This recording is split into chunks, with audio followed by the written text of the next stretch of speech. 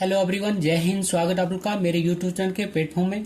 आज मैं आपके समक्ष पुनः बात कर रहा हूँ भारतीय संवैधानिक विकास के क्रम में 1909 का भारत परिषद अधिनियम और उससे संबंधित सभी महत्वपूर्ण जानकारियों के संदर्भ में। जैसे कि फर्स्ट पॉइंट है 1909 का भारत परिषद अधिनियम, अर्थात 1909 का भारत परिषद अधिनियम क्या है और यह किस समिति की सिफारिश के आधार पर लागू किया गया था। सेकंड पॉइंट है 1909 का भारत परिषद अधिनियम लाने का कारण।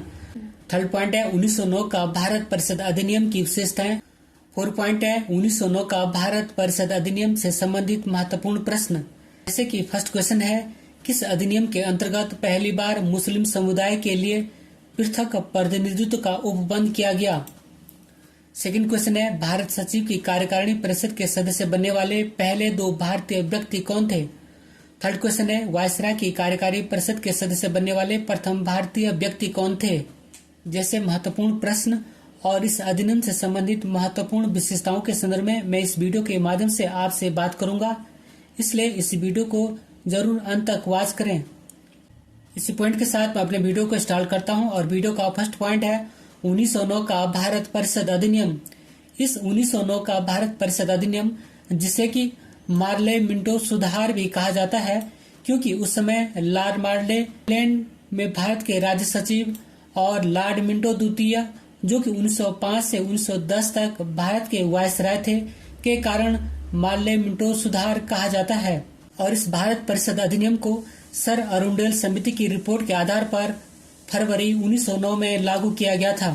कई बार एग्जामों में पूछा भी जाता कि 1909 का भारत परिषद अधिनियम को किस समिति के सिफारिश पर लागू किया गया था, तो इसका आंसर होगा सर अरुंडेल समिति। अब बात करते हैं वीडियो के सेकंड पॉइंट के संदर्भ में। तो सेकंड पॉइंट है 1909 भारत परिषद अधिनियम लाने के कारण। तो इसका फर्स्ट कारण था जब लॉर्ड कर्जन ने 1905 में बंगाल के विभाजन को अंजाम दिया था, और विभाजन के बाद बंगाल के विद्रोह के कारण ब्रिटिश अधिकारियों ने भारतीयों के शासन में कुछ सुधारों की आवश्यकता को समझा। तो इस कारण से इस भारत परिषद अधिनियम को लाया गया था। सेकंड पॉइंट है INC अर्थात इंडियन नेशनल कांग्रेस ने वर्ष 1906 में पहली बार होम रूल लीग की मांग की थी। थर्ड पॉइंट है शिमला प्रतिनियुक्ति। जब आगा खान ने 1906 में लॉर्ड मिंटो से मुलाकात की और मुसलमानों के लिए अलग निर्वाचन की मांग की, तो इस कारण से भी 1909 का परिषद अधिनियम लाया गया था। अब बात करते हैं वीडियो के थर्ड पॉइंट के संदर्भ में। तो थर्ड पॉइंट है 1909 का भारत परिषद अधिनियम की प्रमुख विशेषताएं। तो इसकी प्रमुख विशेषताएं में से प्रथम विशेषता है, इस अधिनियम के द्वारा भारतीयों को विधि निर्माण तथा प्रशासन दोनों में प्रतिनिधित्व प्रदान किया गया था। सेकंड है, इस अधिनियम ने केंद्रीय तथा प्रांतीय विधायनी शक्तियों को बढ़ा दिया। थर्ड पॉइंट है, भारतीयों को पहली बार इंपीरियल लेजिस्लेटिव काउंसिल की सदस्यता दी गई थी। चौथी विशेषता है, इस अधिनियम ने पृथक निर्वाचन के आधार पर मुस्लिमों के लिए सांप्रदायिक प्रतिनिधित्व का प्रावधान किया था, और इसके अंतर्गत मुस्लिम सदस्यों का चुनाव मुस्लिम मतदाता ही कर सकते थे। इस प्रकार इस अधिनियम ने सांप्रदायिकता को वैधानिकता प्रदान की थी, इसलिए लॉर्ड मिंटो को सांप्रदायिक निर्वाचन के जनक के रूप में जाना जाता है। पांचवी विशेषता है, केंद्रीय और प्रांतीय विधान परिषदों को पहली बार बजट पर वाद विवाद, सार्वजनिक हित के विषयों पर प्रस्ताव पेश करने, पूरक प्रश्न पूछने और मत देने का अधिकार मिला था। और 6 पॉइंट है, प्रांतीय विधान परिषदों की संख्या में वृद्धि की गई। सातवीं विशेषता, इस अधिनियम के द्वारा सर्वप्रथम भारत परिषद तथा वायसराय की कार्यकारिणी परिषद में भारतीय सदस्यों को सम्मिलित किया गया था। 8 पॉइंट है, 2 भारतीय KC गुप्ता तथा सैयद हुसैन बिलग्रामी को इंग्लैंड स्थित भारत परिषद अर्थात मार्ले की ब्रिटेन स्थित परिषद में नियुक्त किया गया था। इस अधिनियम की 9वीं विशेषता है, सत्येंद्र प्रसाद सिन्हा को वायसराय की कार्यपालिका परिषद में प्रथम भारतीय सदस्य बने थे और उन्हें विधि सदस्य बनाया गया था, और बाद में सत्येंद्र प्रसाद सिन्हा को लॉर्ड की उपाधि भी दी गई थी। 10वीं विशेषता है, इस अधिनियम के द्वारा presidency corporation, chambers of commerce अर्थात व्यापारियों का समुदाय, विश्वविद्यालय और जमींदारों के लिए अलग प्रतिनिधित्व का प्रावधान किया गया था। बात करूं मैं इस अधिनियम की 11वीं विशेषताओं के संदर्भ में, तो इस अधिनियम ने केंद्रीय और प्रांतीय विधान परिषदों के आकार में काफी वृद्धि की, और केंद्रीय परिषद में इनकी संख्या 16 से 60 हो गई थी, जबकि प्रांतीय विधान परिषदों में इनकी संख्या एक समान नहीं थी। बात करूं मैं एक नोट पॉइंट के संदर्भ में, तो वर्ष 1909 ईस्वी में लॉर्ड मार्ले इंग्लैंड में भारत के राज्य सचिव थे और लॉर्ड मिंटो भारत के वायसराय थे। इसलिए इस अधिनियम को मार्ले मिंटो सुधार अधिनियम भी कहा जाता है। अब बात करते हैं इस अधिनियम से संबंधित महत्वपूर्ण प्रश्नों के संदर्भ में जो कि पूर्व की परीक्षाओं में पूछे जा चुके हैं। क्वेश्चन नंबर फर्स्ट है, मार्ले मिंटो सुधार बिल किस वर्ष पारित किया गया था? तो आंसर है वर्ष 1909 ईस्वी में। क्वेश्चन नंबर सेकंड है, मार्ले मिंटो सुधार का उद्देश्य क्या था? तो आंसर है पृथक निर्वाचन प्रणाली। क्वेश्चन नंबर थर्ड है, 1909 ईस्वी के इंडियन काउंसिल एक्ट में किस बात की व्यवस्था की गई थी? तो आंसर है सांप्रदायिक प्रतिनिधित्व की, क्योंकि इस अधिनियम के द्वारा मुस्लिम समुदाय के लिए पृथक निर्वाचन की व्यवस्था की गई थी।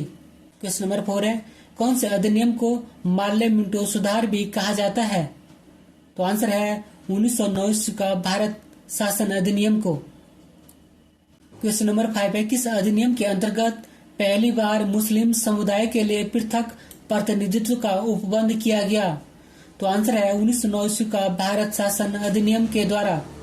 क्वेश्चन नंबर 6 है, भारतीयों की भारत सचिव एवं गवर्नर जनरल की कार्यकारिणी परिषद में नियुक्ति किस अधिनियम के अंतर्गत की गई थी?